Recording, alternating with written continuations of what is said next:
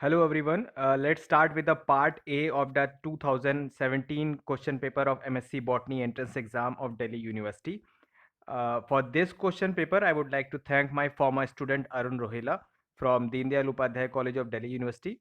I remember him rushing from his exam center ARST College after the MSc Botany entrance exam 2017 and coming to me for discussing the paper. He has completed his MSc Botany from Delhi University and now preparing for other competitive exams. So let's start with the first question. Which of the following is not a carcinogen that contributes to human cancer by stimulating the cell proliferation? So the answer is benzpyrene, or also called a benzapyrene. So benzopyrene, we can pronounce it as BAP, is chemically an aromatic polycyclic organic compound. It is formed by the incomplete oxidation of organic matter such as coal tar, grilled meat, barbecue food, and tobacco smoke. It is not a cell proliferative carcinogen, rather it is a cell degradative procarcinogen that upon incomplete oxidation forms BAP diol epoxide, which intercalate in between the DNA bases. This epoxide is an electrophile and hence are readily attacked by the nucleophilic guanine bases, forming a bulky guanine area in DNA structure causing severe mutation. Next question. Number of the glycolate carbon atoms salvaged by peroxisomes and returned to chloroplast is. So the answer is 3 out of the 4. The 3 out of 4 carbon converted to glycolate are returned to chloroplast by peroxisome and re-enter the Calvin cycle. The Rubisco oxygenation of RuBP yields 3 PGA and 2 phosphoglycolate, the C2 compound. The 2 phosphoglycolate cannot be directly converted to carbohydrate and it cannot enter the Calvin cycle also in that form. So to minimize the loss of carbon, 3 out of 4 phosphoglycolate compounds are recycled to 3 PGA through photorespiration, releasing 1 mole of CO2. The enzyme for this are compartmentalized in peroxisomes. Although some of the enzymes are also found in chloroplast and mitochondria also. Next question. Profilin, a major allergen, is a cytoskeletal accessory protein that sequester. The answer is G actin. Profilin associates with the barbed face of actin, which is exposed on both G actin and F actin at the filament barbed end. The profilin binds G actin with a high affinity and barbed and F actin with a relatively low affinity. So the chances of sequestration of G actin is more through profilin. This Kg value is the coefficient of affinity. So lesser is the coefficient, more is the affinity power of a compound. So profilin promotes deassembly of actin filaments by sequestering monomeric G actin, thereby blocking its association with the barbed ends and promoting its deassembly from the pointed end of the actin filaments. Next question. In confocal microscopy, background light is eliminated because of. The answer is C, the presence of pinhole that eliminates light from out of focus area. The pinhole aperture in confocal microscope serves to eliminate most of the extra light passing through. The pinhole aperture acts as spatial filter at the plane of image in front of the photomultiplier. So the answer is C, as we already discussed. Next question. The resolving power of a microscope being operated with light of wavelength 500 nanometer would be approximately. So the answer is 250 nanometer, but let's see how we are getting this 250 nanometer answer, and then I will tell you a trick about such kind of question.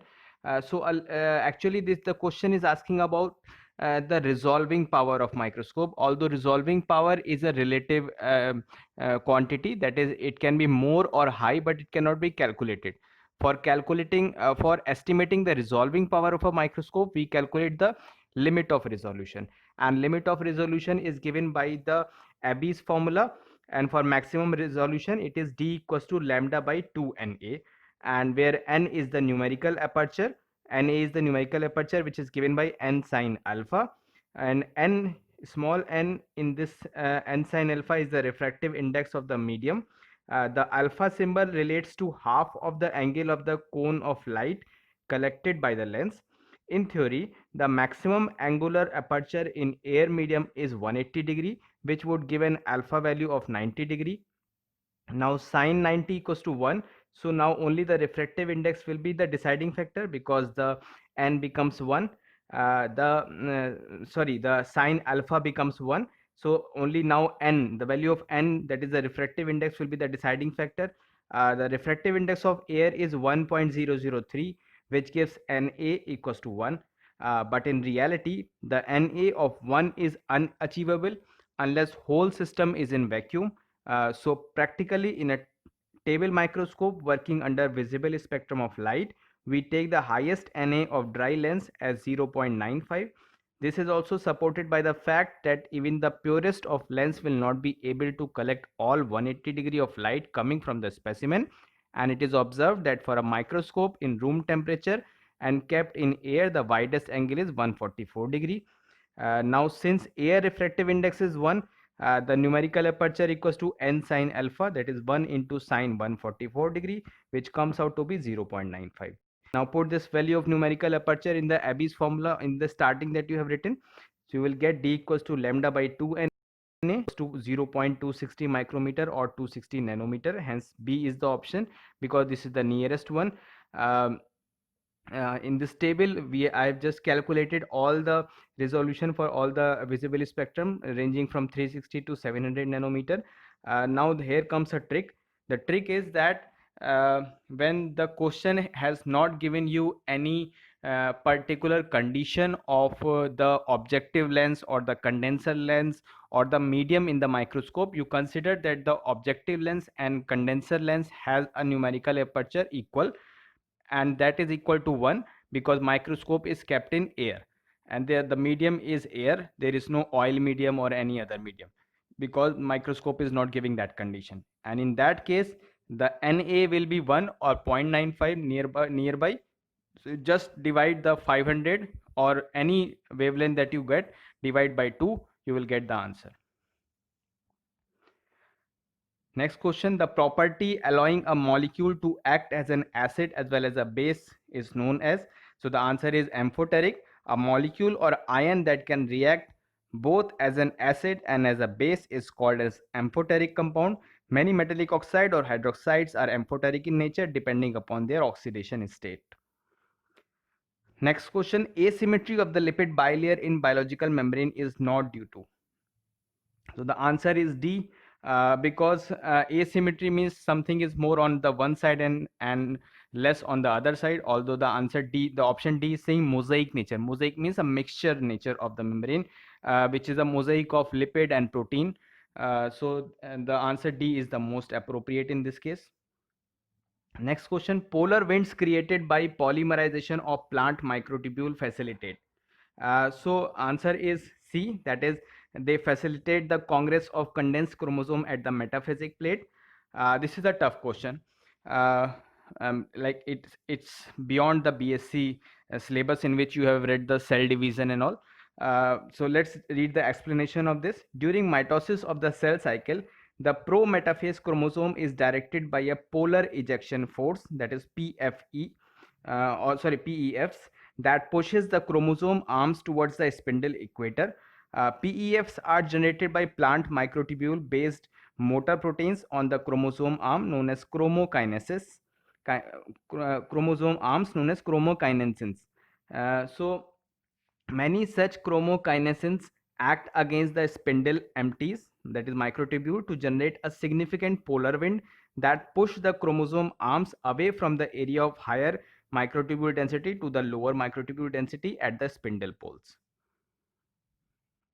Next question, which of the following terrestrial ecosystem is most affected by climate change? This is a repeat from previous year question papers, and the answer is B, that is tundra biome. The tundra is maximally affected by the climate change, most fragile of all environment. The flora and fauna are thriving in so narrow range of cold temperature that a little variation disturbs the survival equilibrium. So the answer is B, tundra ecosystem. Next question, which of the following is not a global biodiversity hotspot in the Indian subcontinent? This is also a repeat from previous year question paper. So a place qualifies for a hot spot if it fulfills two important criteria. It should have at least 1500 species of vascular plants which are found nowhere on earth, at any other place, that is they are endemic species, and that is they are more than 0.5% of the world's total plants. And second condition is that greater than or equal to 70% of its primary native vegetation is lost. India hosts four biodiversity hotspots: the Himalayas, the Western Ghats, the Indo-Burma region, and the Sundalands, including the Nicobar group of islands. These hotspots have numerous endemic species. So the answer here will be B, that is Eastern Ghat and Indo-Gangetic plains are not a global biodiversity hotspot in the Indian subcontinent. Next question. If the net productivity rate R naught is less than 1, what assumption can you make about the population? So the net productivity rate R naught is the average number of offspring that would be born to a female in her lifetime, considering the age specific fertility and mortality rate for a year. So if average R naught is greater than 1, the population is growing exponentially, and if average R naught is less than 1, the population is at decline and will eventually end. So the answer will be B, that is the population is in a decline phase. Next question, which of the following is an example of type 3 survivorship curve? So we know that trees belong to type 3 survivorship curve. So let's read a little bit about survivorship curve. The figure is on the right hand side. You can see a survivorship curve shows the number or proportion of individuals of each age surviving among a given species or group. They are of three types: type 1 or convex curve, in which in the figure you can see a man is standing there. It is a high age specific survival probability in early and middle life, and at a later decline in survival in later life. Uh, Found in human and many other large mammals. Type 2 is the one in which a bird is shown here. It is also called diagonal curves. The mortality rate and survival probability is constant and is age independent, for example birds and lizard. And type 3 is the one, the lower one, where a tree is shown. It is a concave curve and have the greatest mortality in the early stage of life and relatively low mortality at the end. It is found in most marine invertebrate, trees, etc. Next question, the process of successful establishment of species in a new habitat is called. So the answer is eisthesis. Eisthesis is the process by which a plant or animal becomes successfully established in a new habitat. Next question, which of the following model best explains the prey-predator interaction? The answer is Lotka-Volterra model A. Let's read a little bit about this. You can refer this graph on the left hand side which I have drawn. I apologize for my bad drawing. The Lotka-Volterra model was developed by Lotka and Volterra in 1920s, and it describes the dynamics of predator-prey, herbivore plant or parasite host. The model is characterized by the population size oscillation of both predator and prey, in which the predator's peak always lag behind the prey's peak. You can see that in the diagram. Some consideration of Lotka-Volterra model are that if the prey is absent, the predator will starve. If the predator is absent, the prey will grow exponentially. If the predator can the predator can consume infinite number of the prey. And the fourth one, there is no environmental restriction.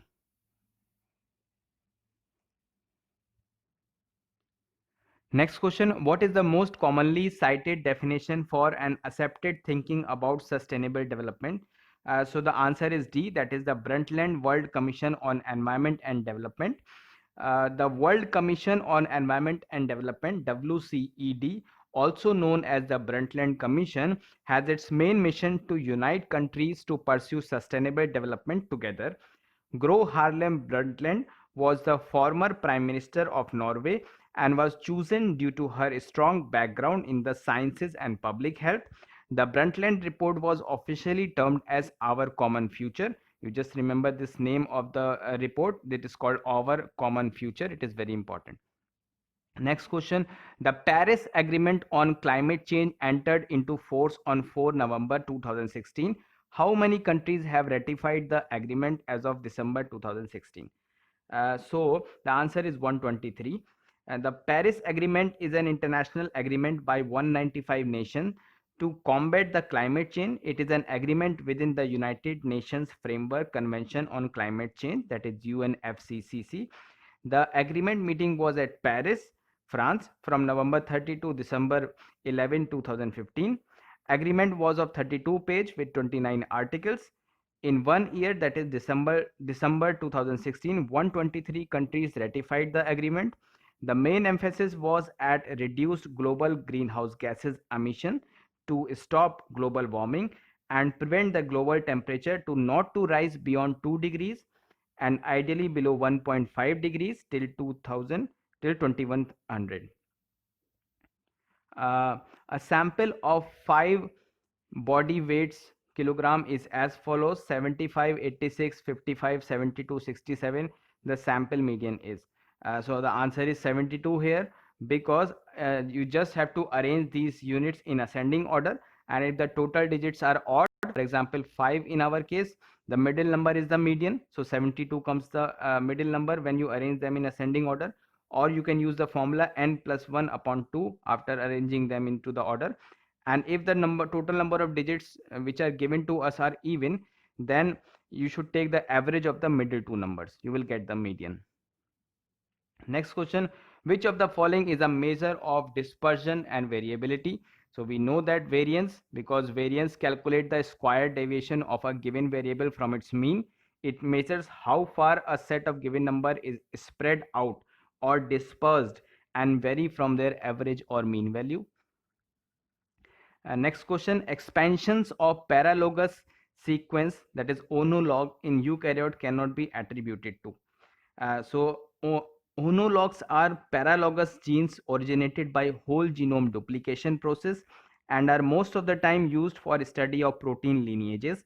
The whole genome duplication can involve the process of transposition or recombination that brings about natural change in protein lineages, but mutations are not considered since a mutation may disrupt the natural protein lineages. So the answer will be D, that is mutations. Next question: which one of the following mutation is an example of transition? So the answer is D, AT is replaced by GC, because transition is a point mutation that changes a purine nucleotide to another purine, that is A to G, or a pyrimidine nucleotide to another pyrimidine, that is C to T. The transition are also responsible for SNP's formation. This question has been asked in some other exam. I know that which of these are involved for SNP's formation, and then they have given the option of transition, inversion, duplication, deletion. So the answer is transition. Next question: which of the following have the most similar type of sex determination? So sex determination refers to the various environmental, genetical, hormonal or molecular mechanism that decide the male and female of an organism. The molecular mechanism of Drosophila and human sex determination is similar. In Drosophila, X chromosome produces the female producing effect, the autosome producing the male producing effect, and Y chromosome provides the male fertility factor. So the answer to this will be C, that is human and Drosophila. Next question: a population is in Hardy-Weinberg equilibrium. Okay, the frequency of the homozygous recessive genotype in the population is 0.09. The frequency of individual with homozygous dominant allele will be. So this is the formula for Hardy-Weinberg law, and you can see what all P, Q, P square, Q square all represent. So we'll just calculate it here. So in the question they have given Q square equals to 0.09, so Q will be 0.30, just taking the square root.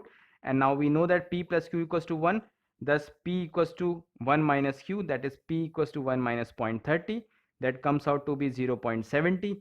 Now the homozygous dominant is P square, that is 0.70 square, that is 0.49 or 49%. So the answer is 0.49. Next question: which of the following likely a mode of the inheritance for the following pedigree? So the answer here is autosomal recessive. Why? Because autosomal recessive often skips a generation in a pedigree. The autosomal dominant autosomal dominant, the phenotype appears equally in both sexes, but won't skip the generation. X-linked recessive trait appears in male. The pedigree contains more affected males than female carrier than females, and the females are carrier.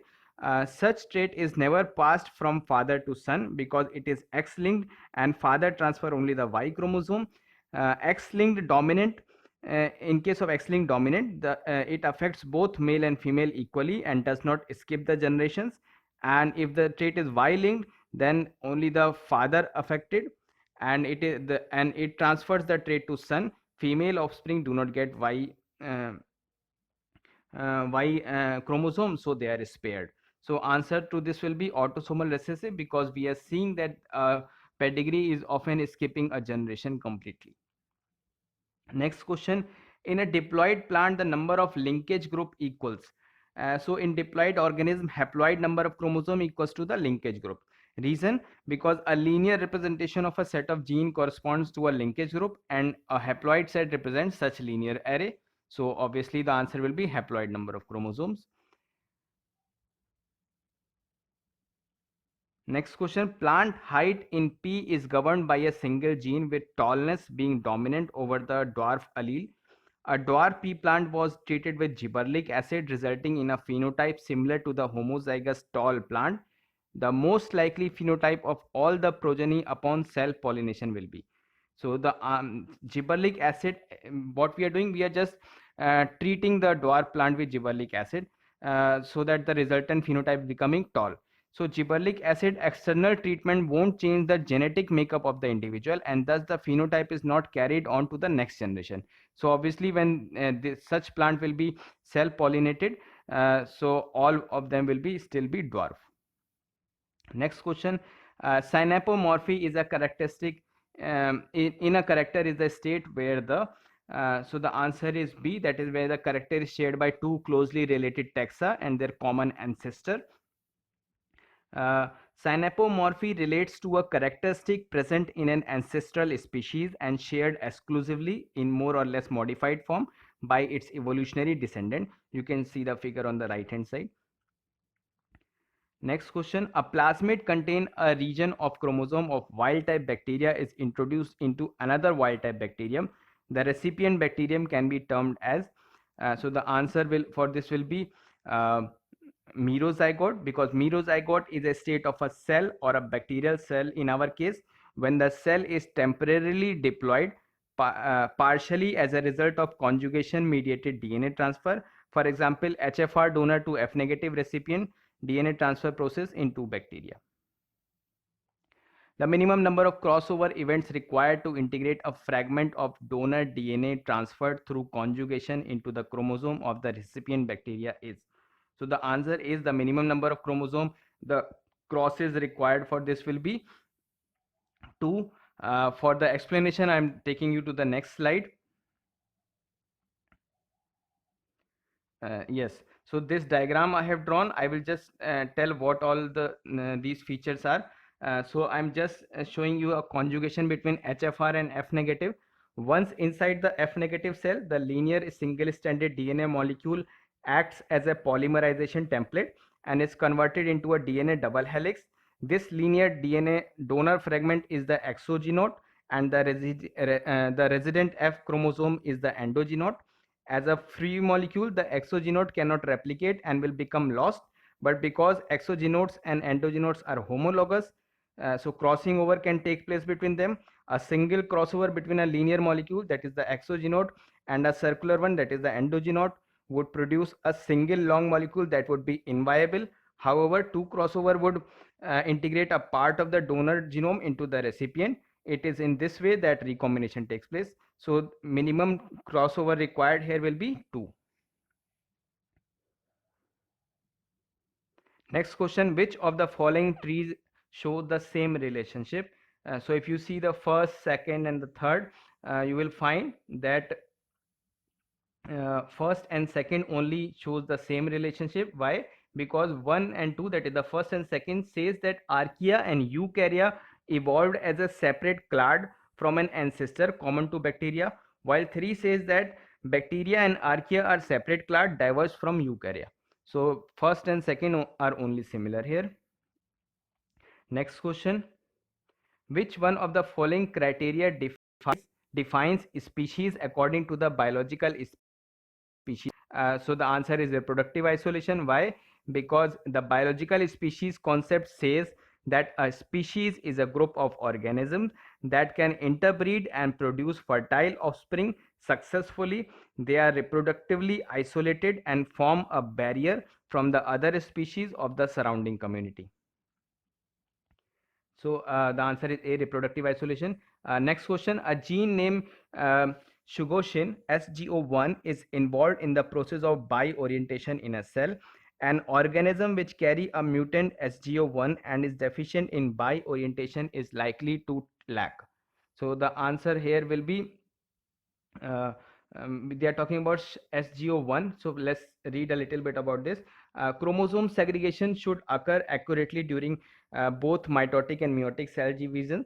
SGO1 is involved in bi-orientation and plays a key role in chromosome segregation by regulating the removal of cohesion protein which hold the sister chromatid together from chromosomes. So the answer will be the correct segregation of chromosome during cell division.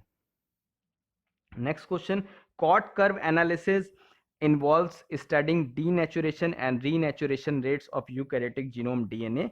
Such analysis provide insights into. Here the answer will be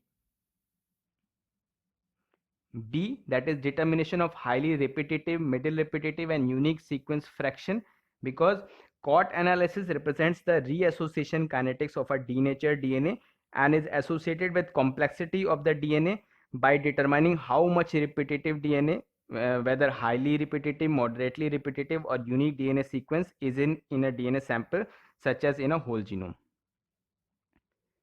Next question, which statement about the property or function of a DNA primase is false? So we know that the first one, synthesize DNA primer in 5' to 3' direction, is false, because otherwise all the three are the just the what you call the explanation of the properties of this primase. DNA primase synthesize RNA primer in 5' to 3' direction for the lagging strand. In prokaryote, to make the lagging strand of DNA continuous, the RNA primer has to be removed from the Okazaki fragment and replaced with DNA. In E. coli, RNA primers are removed by the combination action of RNase H and polymerase 1. And in eukaryotes, the enzyme involved is DNA polymerase delta. Next question, the enzyme involved in light-induced repair of thymine dimer is. So the answer is D, that is photolyase. The UV light causes photochemical reaction in thymine or uracil if there is double-stranded RNA or cytosine, resulting into molecular lesions of a pyrimidine dimer. These mutation changes the structure and the base pairing. Whenever we are exposed to sunlight, about 50 to 100 such reaction per second occurs in our skin cells, but are reverted back in second by photolyase reactivation or nucleotide excision repair. If uncorrected, these dimers inhibit the action of polymerases of both replication and transcription, that is both DNA and the RNA polymerase, and may lead to complete arrest of replication. In worst case scenario, it may result into melanomas in human. Next question, which of the following statement is false? So they've given 4 options. The genome size does not correlate with the number of genes. No, this is a correct statement. The C value represents the total DNA present in the haploid genome of an organism. This is also correct. Genome size of certain protozoa is much larger than human genome. Yes, this is actually an ambiguity. We called it as a C value paradox. And the complexity of the genome is reflective of the evolutionary status of the organism. This is not correct, because again I have to mention the C value paradox here. So the answer is D. Let's read a little bit about this. The C value is the amount of DNA in picogram contained within a haploid nucleus, or 1/2 the amount in a diploid somatic cell of a eukaryotic organism. The C value paradox uh, says that a more complex and advanced organism to have progressively larger and complex genome, but this correlation exists only in lower eukaryotes, example yeast, etc., while higher eukaryote genome size fails to correlate well with the apparent. This indicates that complexity of genome has nothing to do with the evolution. So this last statement, that the complexity of genome has nothing to do with the evolution, is actually indirect apprehensions for the C-value paradox. C-value paradox is nothing. It just says that since C-value is the amount of DNA in picogram,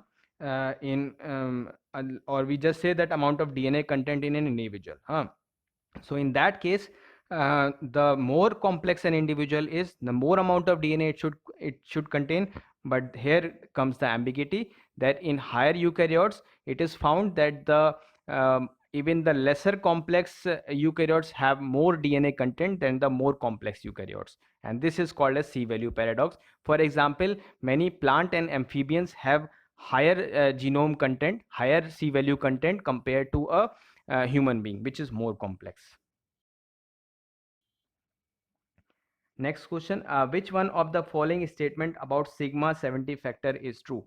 So the answer is first one, that it prevents RNA polymerase to bind to bacterial promoter in a non-sequence specific manner, because member of the sigma 70 family of sigma factors forms the RNA polymerase holoenzyme component that directs the RNA polymerase to specifically bind to the bacterial promoter element at -10 and -35 position, that is upstream towards the axis, to transcription initiation point. That is, they are present at they direct the bacterial promoter to bind at -10 and -35 position upstream to the transcription initiation site. So that means it prevents the RNA polymerase to bind anywhere. That is non-sequence specific manner, it should not bind. So the answer is A.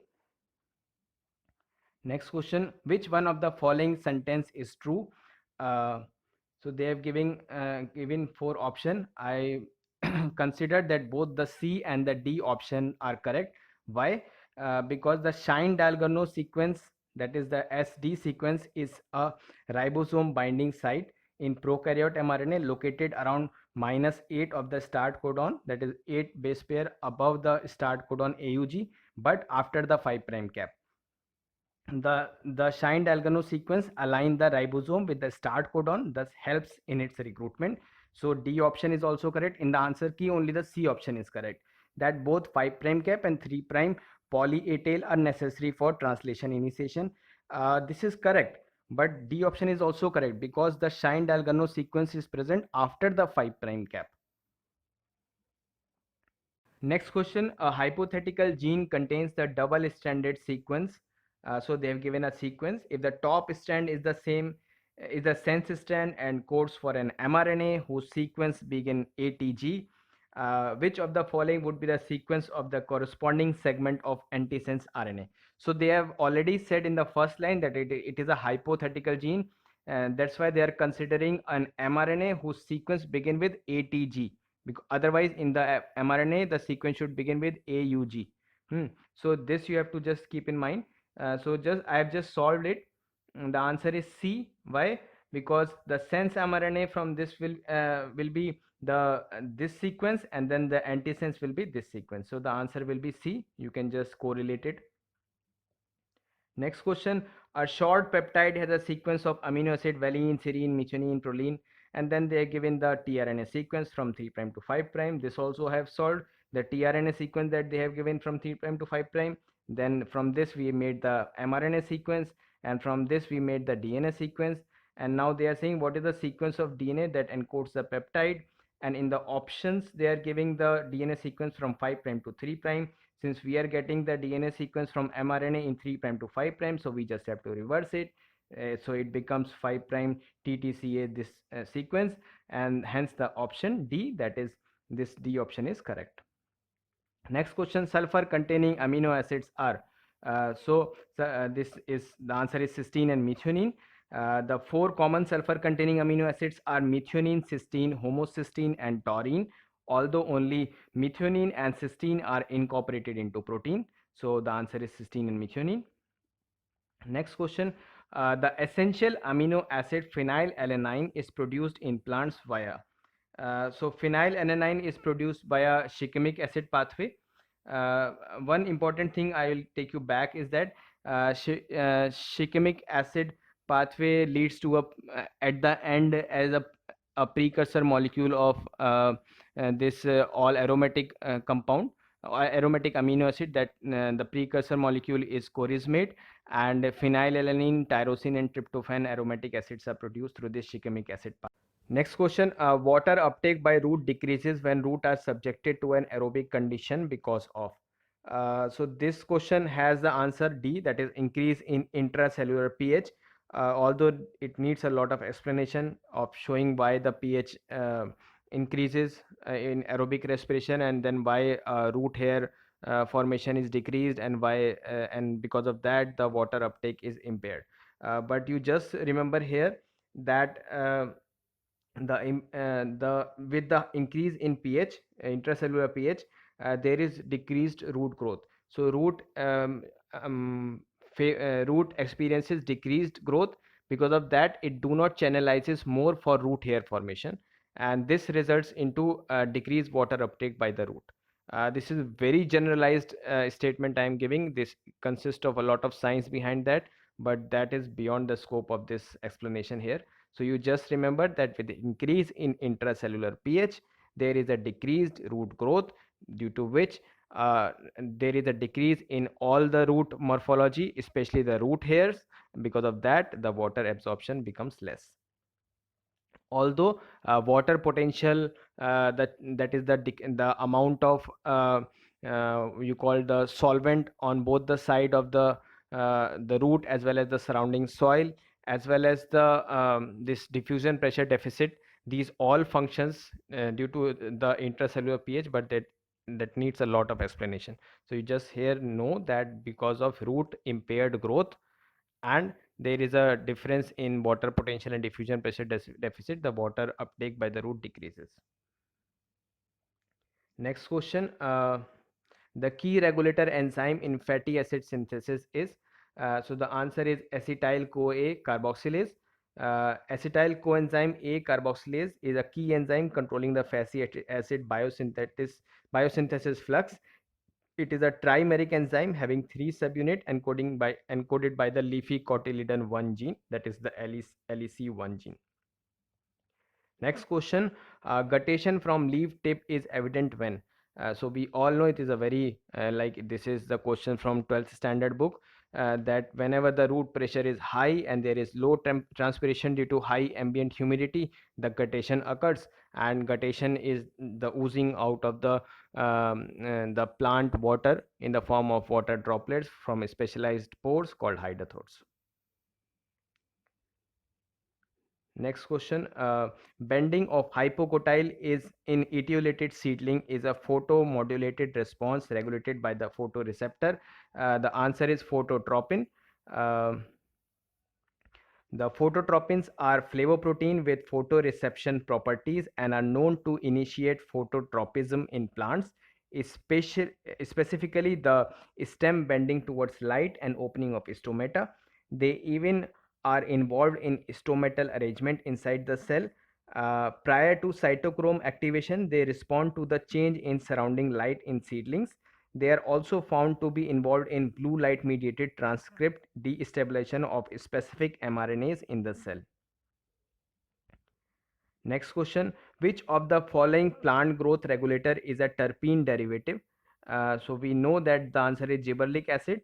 Gibberellic acid group constitute group I am saying because there are gibberellic acid 1, 2, 3 and so on. So gibberellic acid group constitute the diterpenoid acids biosynthesized in the terpenoid pathway occurring in the plastids. After synthesis in plastid, they are modified in ER and cytosol until they reach the site of action in their most active biological form. Next question, Bowen ratio that measures ratio of sensible heat loss to transpiration heat loss is, those they are giving option that it will be less or more in well water or less watered plant. So let's see what is Bowen ratio. Bowen ratio is the ratio of sensible heat loss to evaporative heat loss. So sensitive heat loss is the air circulation around the leaf removes heat from the leaf surfaces, then it is called as sensible heat loss. And evaporative heat loss occur when water evaporates from leaf, it withdraws heat from the leaf and cools it. So low evaporation with low water supply will be there, then Bowen ratio will be high. That is, for example, in deserts it is around 10, 2 to 6 for semi-arid region, while 0.2 for tropical rainforest. Because tropical rainforest will have high evaporation and high water supply, so Bowen ratio will be low here. So they are saying that B option will be correct, because they are saying Bowen ratio would be low in well watered plant. We just explained in the last line, when there is high water supply, Bowen ratio will be low. Next question, which of the following does not carry out nitrogen fixation? So the answer here is azolla, because azolla in its free floating form, it is a free floating fern, and in combination with Anabaena only it has agronomic importance, and then only it fixes nitrogen. On its own, azolla do not fix nitrogen, while the other are the Rhizobium species and the nostoc, which has heterocyst for nitrogen fixation. Next question, which of the following statement is not true for xylem vessels? So the answer here is C, that vessel elements are present in angiosperm only. The word only is just making this option disqualified. The reason behind that, although vessels are only found in xylem of angiosperm, but along with that, some gymnosperm like Ephedra, Netum, Welwitschia have vessel elements. Some angiosperm, for example, Dressiana, Yucca, Desinaria, Dremis, also do not possess vessels, and some vessel-less angiosperm families are Winteraceae, Tetracenteraceae, and Trochodendraceae. So this brings us to the end of this video.